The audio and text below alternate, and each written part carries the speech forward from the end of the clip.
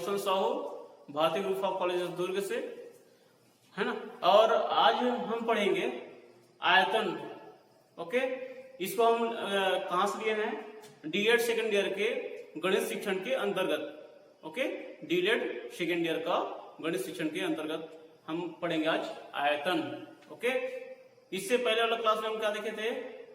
Measures यानी कि मापन को हम पढ़ चुके हैं। ओके, अब उसी के अंतर्गत, मापन के अंतर्गत हम पढ़ेंगे आयतन। ठीक है, आयतन भी क्या है? एक प्रकार के मापन ही होता है, मेजर्स ही है ये भी। ओके, तो देखेंगे आयतन एक्चुअल में क्या होता है। यह त्रिविमीय है ना, यानी कि 3 डायमेंशनल एक फैलाव होता है।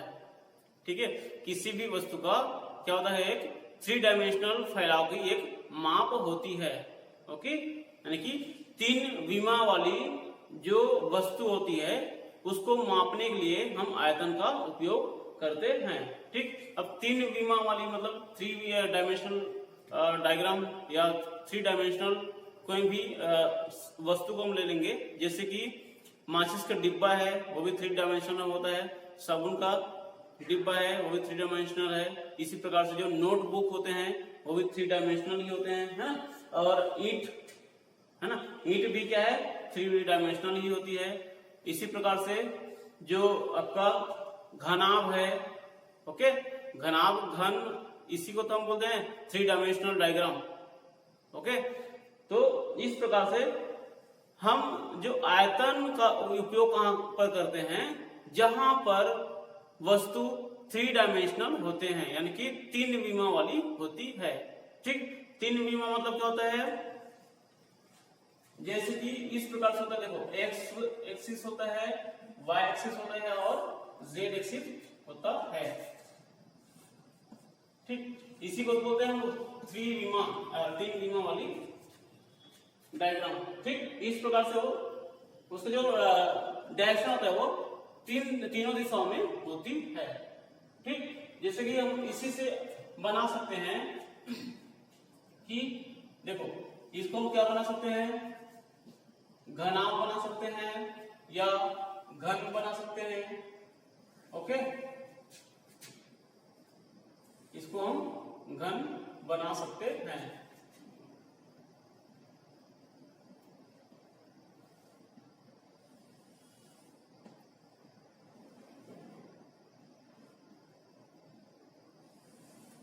देखिए, बना मतलब 3 डायमेंशनल डायग्राम, 3 विमा वाले डायग्राम या 3 विमा वाले जो वस्तुएं होती है, उसी प्रकार की वस्तुओं का हम आयतन निकालते हैं। ठीक, यहाँ पर दिख रहा है, यहाँ पर 3 विमा है, एक्स वाई जेड, है ना। तो इस प्रकार की वस्तु है, उसका उपयोग हम करते हैं आयतन निकालने के लिए। ओके, तो एक्चुअल में आयतन क्या होता है? आयतन क्या होता है? आयतन वह माप है, किसी भी वस्तु का वह माप है कि जो वस्तु आसमान में जितने स्थान घेरती है, ठीक है, जो वस्तु आसमान में जितनी स्थान घेरती है उसको हम उस वस्तु की आयतन कहते हैं। ठीक, मतलब जैसे कि ये हम सिर्फ ब्लैक बोर्ड को ही देख सकते हैं। ब्लैक बोर्ड यहाँ पर जितना स्थान घेर रही है उसी को हम इस ब्लैक बोर्ड की आयतन कहते हैं। ठीक, तो इसी प्रकार से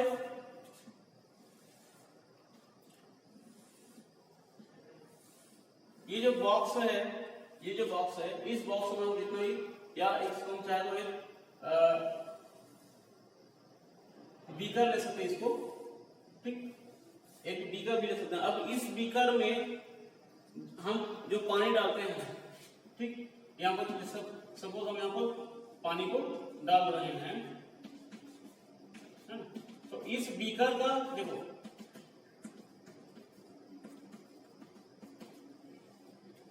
अब देखो इस बीकर का हम क्षेत्रफल को देखते हैं। तो क्षेत्रफल में क्या होगा? ये इसकी लंबाई को देखेंगे, इसकी चौड़ाई को देखेंगे, इसकी ऊंचाई को देखते हैं, है ना। तो वहां पर उसका क्या आ जाता है? क्षेत्रफल आ जाता है। लेकिन यहीं पे हम जब इस बीकर में पानी को डालते हैं तो इस पानी के द्वारा बीकर में जितना स्थान घेरा गया है, इस पानी के द्वारा बीकर में जितना स्थान घेरा गया है वही उस पानी का आयतन कहलाता है। ठीक, इसी प्रकार से ये जो बीकर है वो जितना जगह घेरता है, ठीक, कहीं जमीन पर रखते हैं, ठीक, या किसी टेबल पर रखते हैं, ये जो बीकर है उस टेबल पे जितना स्थान घेरती है उसी को हम उस बीकर का आयतन कहते हैं। ओके, तो ये हो गया आयतन। आयतन का मतलब क्या होता है कि अब यदि मैं इसी बीकर में यदि मैं एक पत्थर का टुकड़ा डालता हूं, ठीक, यदि हम एक एग्जांपल थ्रू से समझते हैं, सपोज मैं एक बीकर में पानी लेता हूं, ठीक, और उस बीकर में उस पानी में मैं क्या करता हूं, एक पत्थर को डुबोता हूं, ठीक है, एक पत्थर को उसमें मैं डुबोता हूं, और अब हम वहां पर ये देखेंगे कि जो जैसे हम पत्थर को डुबोते हैं तो उस बीकर से जो पानी है वो उसकी जो तल है वो ऊपर उठ जाती है। ठीक, इसका मतलब क्या है कि वो जो पत्थर है वो भी स्थान घेरता है, तो यहां पर क्या होगा, जितना ज्यादा स्थान या जितना ज्यादा आयतन उस पत्थर का होता है उतना ही ज्यादा जो आयतन है या जो पानी का तल है वो ऊपर बढ़ता है। ठीक, मतलब एक बीकर में हम पानी को रखते हैं, ठीक, पानी को रखते हैं और उस बीकर के पानी में हम क्या करते हैं, एक पत्थर को डुबो देते हैं, ऐसे रस्सी में उसको बांध के ऐसे हम डुबो देते हैं। ठीक, जैसे ही हम पत्थर को इस पानी में डुबोते हैं तो ये जो पानी का जो लेवल है वो बढ़ जाता है, हो सकता है वो यहां तक भी चढ़ जाए। ठीक, जो पानी का जो लेवल है वो ऊपर चढ़ जाता है। ओके, तो कितना ऊपर बढ़ेगा वो किस पर डिपेंड करता है, पत्थर के आयतन के ऊपर डिपेंड करता है। तो जितना आयतन पत्थर का होगा उतना ही पानी ऊपर चढ़ता है। ओके, तो इसको हम क्या कहेंगे, पत्थर का आयतन कहेंगे। यहां से यहां तक हम जो भी पैरामीटर यहां पर लेते हैं वो उसका इस पत्थर का आयतन हो जाएगा। समझ में आ रहा है? तो इस प्रकार से हम किसी भी वस्तु का आयतन निकाल सकते हैं। ओके, अब देखो,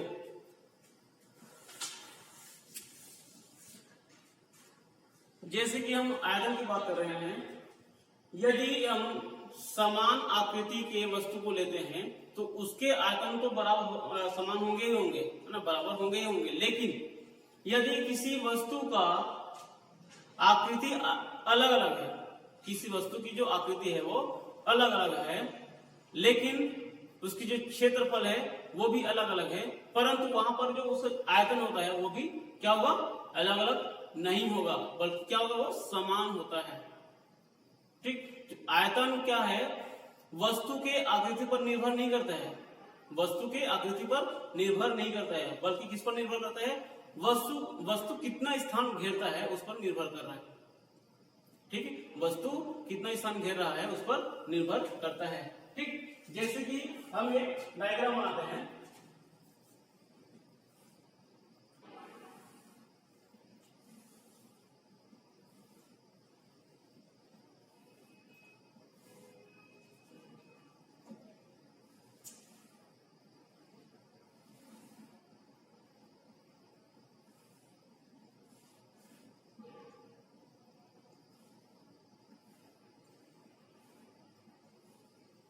इस प्रकार से एक बॉक्स है।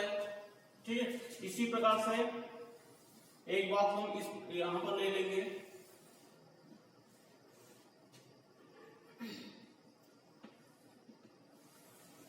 तो कहने का मतलब ये है कि जो आयतन है वो वस्तु के वजन पर, वस्तु के भार पर निर्भर नहीं करता है, बल्कि किस पर निर्भर करता है कि वस्तु कितना स्थान घेर रही है। ठीक है, वस्तु जितना स्थान घेरता है हम उस वस्तु को उसकी आयतन, उस वस्तु की आयतन कहते हैं। ठीक, देखो अब यहां पर हम दो आकृति लिए हैं, ए और बी। ठीक, ए और बी यहां पर हम दो आकृति लिए हैं। ये दिखने में तो अलग अलग है, दिखने में दोनों आकृति क्या है, अलग अलग है, भिन्न भिन्न है, लेकिन दोनों आकृति की जो आयतन है वो बराबर होती है, बराबर यहाँ पर होती है। ठीक है, इसी प्रकार से हम एक घनाभ को लेते हैं, एक घन को लेंगे या फिर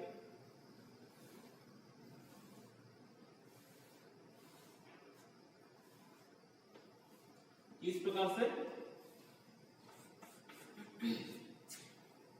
ठीक, तो ए बी सी तीन आकृति है हमारे पास, लेकिन तीनों आकृति का जो आकार है वो भिन्न भिन्न है। ठीक है, तीनों आकृति का जो आकार है वो भिन्न भिन्न है, लेकिन इसी प्रकार से इसके जो क्षेत्रफल है वो भी भिन्न भिन्न होंगे, लेकिन इसका जो आयतन है वो भिन्न भिन्न नहीं होंगे, बल्कि क्या होगी, एक समान होगी। ठीक, अब वो कैसे एक समान होगी, देखो हो सकता है इसका जो चौड़ाई है वो 4 सेंटीमीटर है, इसका जो चौड़ाई हो 4 सेंटीमीटर है और इसकी जो लंबाई हो क्या है 8 सेंटीमीटर है सपोज। ठीक है, इसी प्रकार से यहाँ पर इसकी जो चौड़ाई क्या है, सपोज 3 सेंटीमीटर है, इसकी चौड़ाई क्या है 3 सेंटीमीटर है, लेकिन इसकी जो लंबाई क्या है 9 सेंटीमीटर है। ठीक, इसी प्रकार से यहाँ पर जो घनाभ हम लेते हैं, इसकी लंबाई, चौड़ाई और ऊंचाई तीनों देखेंगे। ठीक है, यहाँ पर इसको 3 सेंटीमीटर है, या फिर यहाँ 4 सेंटीमीटर हो गया लंबाई, इसकी ऊंचाई देखेंगे ये भी 4 सेंटीमीटर है, और इसकी जो चौड़ाई है, इसकी जो चौड़ाई है वो भी क्या है 4 सेंटीमीटर है। ठीक, तो कहने का मतलब ये है कि तीनों आकृति दिखने में तो अलग अलग है, लेकिन तीनों का जो आयतन है वो एक समान होती है। ओके, कैसे एक समान होगी, कि जो आयतन किस पर निर्भर करता है, कोई भी वस्तु या कोई भी आकृति कितना स्थान घेर रही है वही उस वस्तु की आयतन कहलाती है। ओके, तो इस प्रकार से हम देखेंगे, जैसे कि हम एक आयत का देखेंगे, आयत का यदि हम आयतन देखेंगे तो आयत का आयतन बराबर क्या हो जाएगा, आयत का आयतन क्या हो जाएगा आपका, लंबाई गुणा चौड़ाई गुणा ऊंचाई। ठीक, इस पर निर्भर करता है, किसी भी आयत का जो हम आयतन निकालते हैं वो लंबाई गुणा चौड़ाई गुणा ऊंचाई होता है, लेकिन वहीं पर किसी घन का आयतन देखते हैं, घन का आयतन देखते हैं, ये क्या है, आयत के लिए, आयत के लिए है, और ये क्या है आयतन का। आयतन का क्या होगा, क्योंकि घन में क्या होता है, इसकी लंबाई, उसकी चौड़ाई और उसकी ऊंचाई तीनों क्या होती है, एक समान होती है, तीनों एक समान होती है, इसलिए हम इसको क्या लिखेंगे, लंबाई गुणा लंबाई गुणा लंबाई, ऐसे लिखते हैं। ठीक, अब हम लंबाई की जगह चौड़ाई भी ले सकते हैं या ऊंचाई भी ले सकते हैं। ओके, तो इस प्रकार से हम इसको क्या लिख सकते हैं, लंबाई के घात 3 क्यूबिक। ठीक, अब यहाँ पर 3 बार ही क्यों लिए, क्योंकि ये जो आयतन होता है वो क्या होता है कि 3 डायमेंशनल आकृति की माप होती है, 3 डायमेंशनल आकृति की माप होती है। ओके, तो इस प्रकार से हम किसी भी आयतन का संरक्षण कर सकते हैं। ठीक, संरक्षण करने का मतलब यह है कि वस्तु भले ही दिखने में अलग अलग है, भिन्न भिन्न है, लेकिन उनकी जो आयतन है वो एक समान होती है। ओके, तो इस प्रकार से हम किसी भी आयतन या किसी भी वस्तु का आयतन को संरक्षण कर सकते हैं, है ना। अब इसी प्रकार से हम आगे देखेंगे कि आयतन की इकाई, आयतन की इकाई। अब हम आयतन की इकाई कैसे निकालेंगे, आयतन की इकाई कैसे निकालेंगे, देखो, क्योंकि आयतन क्या होता है, 3 विमाओं का फैलाव होता है, 3 विमाओं का फैलाव होता है। ठीक है, इस प्रकार से आयतन बराबर, जैसे कि हम एक घन का लेते हैं तो घन में क्या होता है, लंबाई होता है ना, चौड़ाई होता है और ऊंचाई होता है दोनों, क्योंकि लंबाई चौड़ाई और ऊंचाई दोनों तीनों क्या होता है, एक समान होती है, इसलिए हम किसी एक ही बीमा को यहाँ पर लेते हैं। ठीक, या लंबाई की घात 3 ऐसा। ओके, अब आयतन की जो इकाई है, जो मात्रक है, आयतन की जो इकाई है वो किस पर डिपेंड करती है, वो डिपेंड करती है कि हम किसी भी 3 विमाओं की जो वस्तु है उसको सेंटीमीटर में मापते हैं या मीटर में मापते हैं या इंच में मापते हैं, वो उस पर डिपेंड करता है। ठीक है, या वर्ग मीटर में मापते हैं, तो किस पर निर्भर करेगा। जैसे कि हम यहाँ पर जो घन लिए हैं उसको, उसकी इकाई क्या लिए हैं, यहाँ पर सेंटीमीटर लिए हैं, सेंटीमीटर लिए हैं। ठीक है, जैसे कि यहाँ पर 4 सेंटीमीटर गुणा 4 सेंटीमीटर गुणा 4 सेंटीमीटर हो जाए, तीनों दिशाओं का गुणा 4 सेंटीमीटर 4 सेंटीमीटर 4 सेंटीमीटर है। ओके, अब जब हम इसको गुणा करेंगे तो क्या होगा, 4 × 16 16 × 64, ठीक है, 64 हो गया। लेकिन अब इसका हम इकाई को देखेंगे, देखो सेंटीमीटर गुणा सेंटीमीटर गुणा सेंटीमीटर कितने बार आया है, 3 बार आया है, इसलिए हम इसको क्या लिखेंगे, सेंटीमीटर के घात 3। ठीक, या इसी को हम बोलते हैं 64 घन सेंटीमीटर, 64 घन सेंटीमीटर।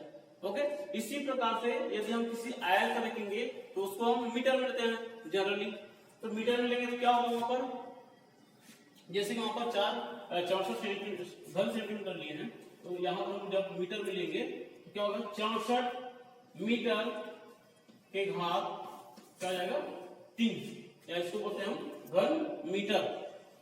ओके, तो इस प्रकार से हम किसी भी आयतन का इकाई को निकाल सकते हैं। ठीक है, समझ में आ रहा है। तो आगे देखेंगे